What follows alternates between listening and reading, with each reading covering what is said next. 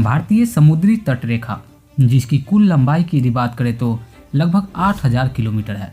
और इन्हीं 8000 किलोमीटर के अंदर किसी भी छोर से दुश्मन हमारे भारत में घुसने की कोशिश में हमेशा लगे रहते हैं। और हमारे भारतीय नौसेना दिन व रात, ठंडी हो या गर्मी, हमेशा अपने देश की हिफाजत के लिए डटे रहते हैं। और इन्हें इसी तरह हमेशा डटे रहने के लिए इनकी ज़रूरत के मुताबिक समुद्री बलों से जुड़े तरह तरह की हथियारों की ज़रूरत पड़ती है।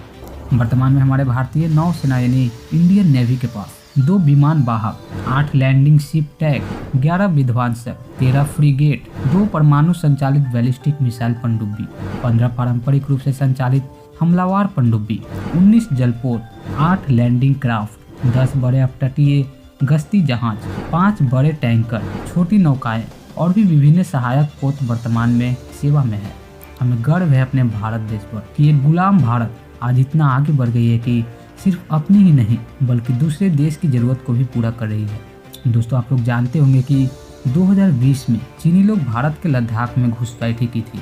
और इसी घुसपैठी के बाद भारत सरकार द्वारा घोषणा की गई कि भारतीय नौसेना के पूर्वी समुद्री तट पर अंडमान निकोबार द्वीप समूह और साथ ही पश्चिम समुद्री तट पर लक्षद्वीप में सैन्य सुविधाओं को बढ़ाया जाएगा। आने वाले 30 सालों के अंदर 200 जहाज और 500 विमानों की एक मजबूत नौसेना बनाने की योजना में लगी है हमारी भारत सरकार। इन्हीं 200 जहाज और 500 विमानों में से आज उन जहाजों के बारे में जानेंगे जो हमारे देश के समुद्री सुरक्षा बल को इतना बढ़ा देगा कि दुश्मनों को लड़ना तो क्या, सिर्फ नाम सुनकर ही पसीना छूट जाएगा। तो आइए जानते हैं 30 सालों के अंदर हमारे भारत के समुद्री सुरक्षा बल कितना पावरफुल होने वाला है। एस-5 सबमरीन। भारतीय नौसेना के लिए वर्तमान में एस-5 सबमरीन का निर्माण का काम शुरू कर दिया गया है। एस-5 श्रेणी की पनडुब्बी का वजन लगभग 13,500 टन होने की उम्मीद है। यह एक परमाणु संचालित बैलिस्टिक मिसाइल पनडुब्बी है। इस परियोजना को 10,000 करोड़ के बजट के साथ मंजूरी दी गई थी। चक्र 3, यह चौथी पीढ़ी के परमाणु संचालित हमलावर पनडुब्बियों की अपूला वर्ग की एक श्रृंखला है। 7 मार्च 2019 को ही भारत और रूस ने इस पनडुब्बी के लिए $3 बिलियन के समझौते पर हस्ताक्षर किए और यह 2025 तक भारतीय नौसेना को सौंप दिया जाएगा। P-75 alpha. भारत सरकार ने फरवरी 2015 में 6 P-75 अल्फा पनडुब्बियों की निर्माण की मंजूरी दी थी। इन पनडुब्बियों को नौसेना यानी in house directorate of naval design द्वारा डिजाइन किया जाएगा। P-75I वर्ग।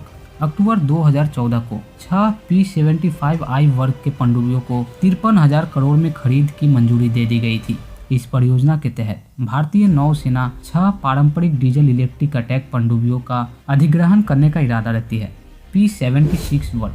ये पारंपरिक डीजल इलेक्ट्रिक पनडुब्बी की पहली श्रेणी है जिन्हें AIP यानी एयर इंडिपेंडेंट पावर की विशेषता वाले पूरी तरह से भारत में विकसित और डिजाइन किया गया है और इसे 2024 तक पूरा होने की उम्मीद है।